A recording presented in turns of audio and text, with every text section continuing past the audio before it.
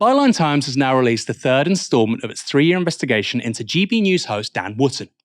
And the accusations levelled against Wootton in this one are pretty serious. Before we get onto them, we should say some aspects of this story involve graphic sexual language and threats. Early this month, Wootton's former partner Alex Truby said this: "While Dan was in New Zealand visiting his family, I stayed at his flat to cat sit, and one day while doing some laundry, I found a hodl stuffed down the back of the washing machine. It was locked with a padlock, so naturally I wanted to know what was inside, and I found an external hard drive. On it, I found a video of one of Dan's supposed friends, a Sun employee, having sex with his boyfriend. The video clearly was made in secret and filmed from afar by a hidden camera. In the same folder as the video, I found a transcript of an MSN conversation between the colleague's partner and someone called Martin Branning, whereby an arrangement was indeed made to make the sex tape in secret with his colleagues, without his colleagues' knowledge, in exchange for £500. I knew instantly that Martin Branning was Dan." Byline Times has now tracked down the former partner of the Murdoch employee, who details how Wootton allegedly blackmailed him into making the video without his partner's consent. A central claim of the Byline investigation is that Dan Wootton used the pseudonym Martin Branning to catfish men into sending him intimate images. Wootton has denied any criminal behaviour on his part, but he also branded himself, quote, "the target of a smear campaign by nefarious players." However, he hasn't denied using or being connected to the name Martin Branning. The man that Byline Times has spoken to says he was introduced to Wootton at a private members club in London by his partner at the time, the Murdoch employee. Shortly afterwards, he began to receive emails from Martin Branning on 26th of June 2008.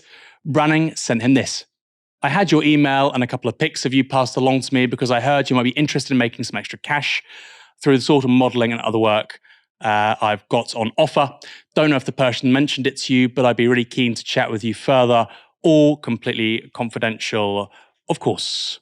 Branning there is suggesting that there is some third party who's passed on the man's details. That's a theme that crops up more than once in the correspondence.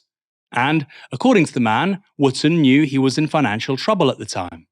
This was the man's reply: "Well, I never say never, but I'm really quite curious who has passed you my, quote, details. More info, please.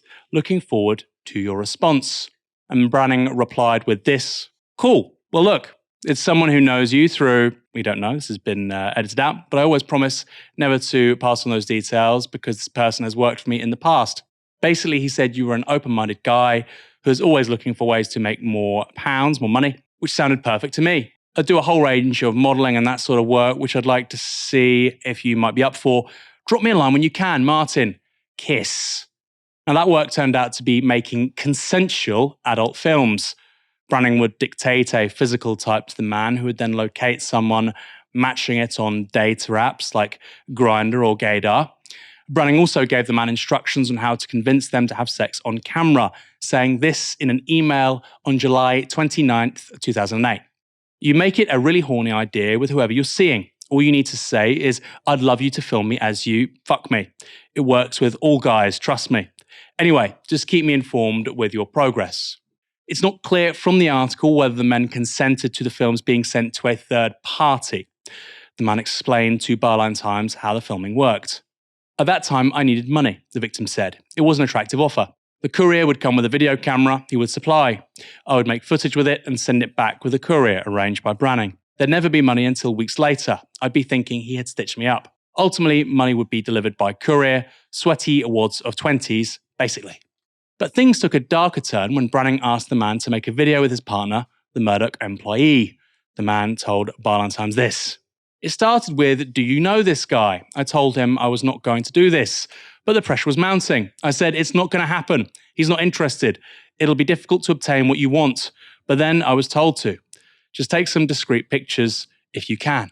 When the man refused to make the video, he says the pressure from Branning grew more intense. The man tells Byline this: "Branning said, 'If you don't get this footage, then there are consequences, and you don't want your employer to find out or your friends and family to know what you've been doing. No one wants their mum and dad to see you effing someone.' And that's what it was. Well, if you don't, your family and your friends and your colleagues and your employers are going to see what you've been doing. You know, that was the heaviest part of it. I did try to just ignore that and tell him to F off, basically, but then it just got more intense. After more threats, offers of money, and a promise to make it the last demand, the man agreed to make the secret recording. Asked by Byline Times whether he believes he was blackmailed by Branning, the man replied, quote, "Yes." He went on to say this: "It was a barrage of pressure to get this or otherwise your cover will be blown. In the end, it was like, F it, I will just do it. The guilt and the shame of actually doing what I've done to somebody that I was in a relationship with, that's the thing that to this day makes me feel sick, because there's consequences to that. I still can't forgive myself for doing that to somebody else."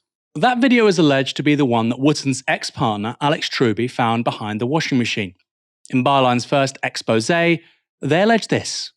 Mr. Truby confronted Wootton over the contents of the hodl. Mr. Truby said that Wootton made a tearful admission of guilt, acknowledging he was the creator and controller of the pseudonym Martin Branning.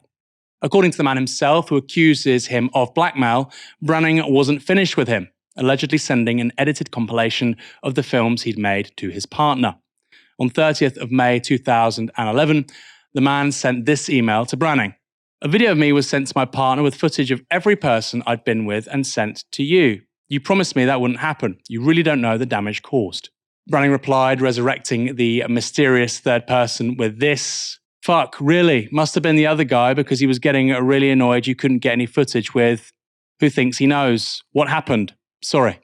But according to the man, it didn't end there. He also told Byline Times this: "And then it was harassment. It was horrendous. I left London to get away from it all. I changed my phone number, blocked all of these Martin Branning email addresses that would come in, but he still managed to get hold of me until 2018, when it stopped."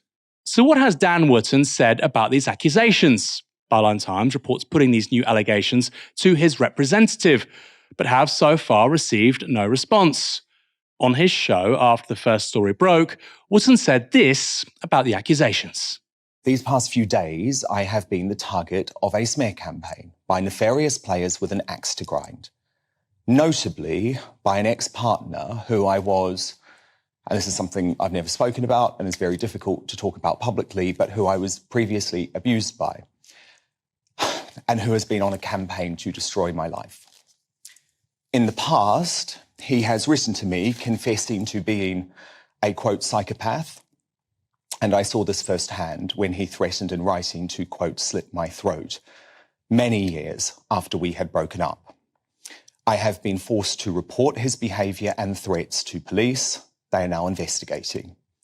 He has created an untrue story about me and appears to have been working with an organisation who are intent on closing down this channel, whose reporters include a convicted phone hacker. The Guardian has also reported it tonight. What a surprise. Other unspeakable slurs have been made by a convicted extortionist I have never even met, who has a long history of blackmailing gay men and was sent to jail for a number of years by a judge who said his behaviour was, quote, compulsive and provided a high risk to the public. I, like all fallible human beings, have made errors of judgment in the past, but the criminal allegations being made against me are simply untrue. I would like nothing more than to address those spurious claims. I could actually spend the next 2 hours doing so, but on the advice of my lawyers, I cannot comment further. But I have been thinking much over the past few days about the current state of social media, where any allegation can be made in an attempt to get someone cancelled, but it is impossible to defend yourself against thousands of trolls. That said, I am coming on air tonight with a lot of humility too. I think being in the middle of this witch hunt has made me think a lot about the sort of journalist and broadcaster I aspire to be. One focused on the massive political threats facing this country, not on personal attacks. I mean, who doesn't have regrets? Should I be cancelled for them many years later? Or do you accept that I have learned and changed? Wootton has also launched a fundraiser. On it, he writes this: "A hard left blog is on a deranged campaign of harassment designed to destroy me financially, mentally, and professionally. But with your help, they will not succeed.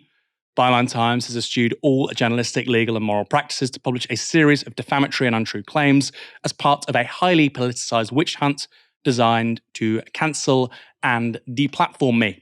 So far, he has raised less than $37,000 of his £150,000 goal. In response to the Byline investigation, News UK, his former employer, has launched an investigation overseen by external counsel. This is really fascinating. That's a move that's apparently not been seen at the organisation since the 2011 phone hacking scandal. Points to the gravity of this situation. It said, quote, "We are looking into the allegations made in recent days. We are not able to make any further comments at this stage." The Sun's editor, Victoria Newton, has also released this statement in response to written questions from Parliament's Culture, Media and Sport Committee. "We take these allegations seriously, but we're in no position to comment further, and indeed we make no commitment to make any further comment, depending on the outcome of our investigation." Sounds like Cousin Greg speaking to a Senate committee in, what was it, season 2 of Succession? There's more we should talk about on this story, because since Byline began publishing their investigation, journalists at the outlet have faced threats. A blood-like liquid was found smeared across the windscreen of a Byline journalist. And there's more, as Yahoo News explain here. Peter Jukes, co-founder and executive director of the Byline Times, says the incident came after one of his reporters was targeted by a phishing email earlier this week, which may have given away their address.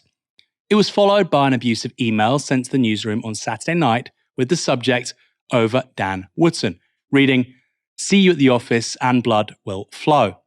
On Sunday afternoon, Jukes returned a missed call and was told, "Are you Peter? You're going to regret this."